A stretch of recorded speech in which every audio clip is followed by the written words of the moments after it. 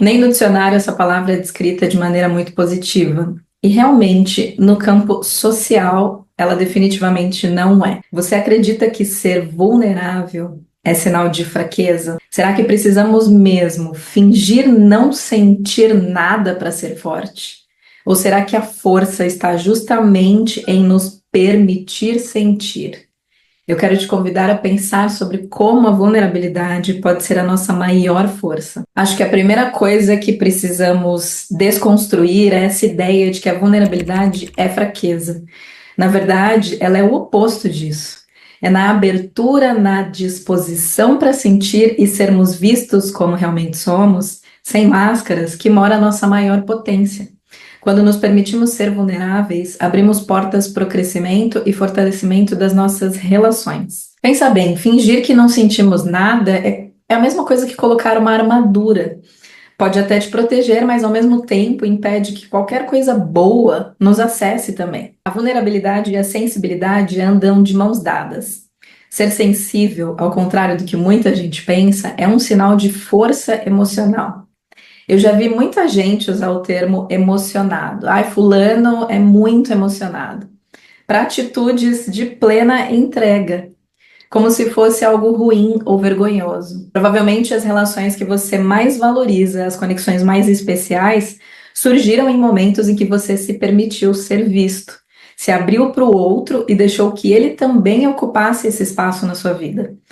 Não existe conexão verdadeira sem essa abertura. O poder da vulnerabilidade está exatamente nesse espaço de cuidado e acolhimento que surge quando somos honestos sobre o que sentimos. Você pode pensar, ai, Pan, na teoria é muito fácil. Eu já baixei barreiras e já fui machucado. Sim, eu entendo você. Já aconteceu comigo também. E sim, na teoria tudo é muito fácil. E é por isso que as vivências são importantes, para que a gente possa sair delas e pensar sobre elas para que numa outra oportunidade a gente possa agir de uma maneira diferente. Então, será que se eu parar de me vulnerabilizar, será que se eu parar de trazer na mesa essas, esses sentimentos, essas emoções mais difíceis, eu vou conseguir me entender? Eu vou conseguir melhorá-las? Eu vou conseguir agir de outra forma numa próxima situação? E sim, é importante lembrar que ser vulnerável também envolve autocuidado. Nem todas as pessoas estão preparadas para lidar com a nossa verdade, ou nem todas as situações são de fato seguras para isso. É importante entender que nada disso nos torna fracos ou ingênuos.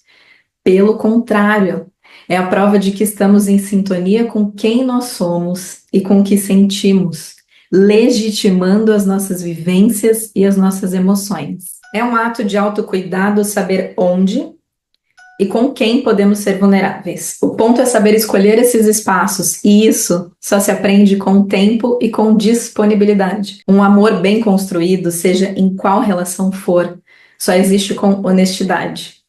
E a verdade muitas vezes é desconfortável, é desafiadora. São aquelas conversas difíceis, mais necessárias, que só acontece quando nos permitimos compartilhar todas as nossas camadas. A reciprocidade e o companheirismo nascem nesse espaço onde a vulnerabilidade é acolhida com respeito. E é aí que o amor se fortalece. Sem isso, as relações podem se tornar superficiais com o passar do tempo. As conversas que evitamos, os sentimentos que escondemos, acabam se transformando em barreiras, acaba se transformando em um grande afastamento. Até no ambiente de trabalho, a vulnerabilidade também tem o seu lugar, mas implica ter discernimento e cautela. Muitas vezes nós sentimos receio em compartilhar nossas ideias ou abordar questões delicadas por medo de sermos mal interpretados. Mas para ser vulnerável no ambiente de trabalho, é preciso ter coragem de expressar suas opiniões e trazer à tona situações que possam estar impactando a equipe ou o desempenho, sempre de forma respeitosa e consciente. Quando nos permitimos ser vulneráveis, começamos a ser mais gentis conosco. Ao invés de nos julgar por cada falha ou fragilidade, passamos a nos acolher. Ser vulnerável é ter coragem. Coragem para ser quem somos, para viver de forma autêntica e para amar profundamente. Quando nos permitimos, estamos dizendo para o mundo: eu mereço ser visto pelo que sou. com tudo que eu sinto. E essa é a maior prova de força que podemos dar. Sabe para quem? Para nós mesmos. Em vez de enxergar a vulnerabilidade como um sinal de fraqueza, que tal, a partir de agora, fazer esse exercício de abraçá-la com toda a sua força? Que possamos ser corajosos o suficiente para sermos vulneráveis.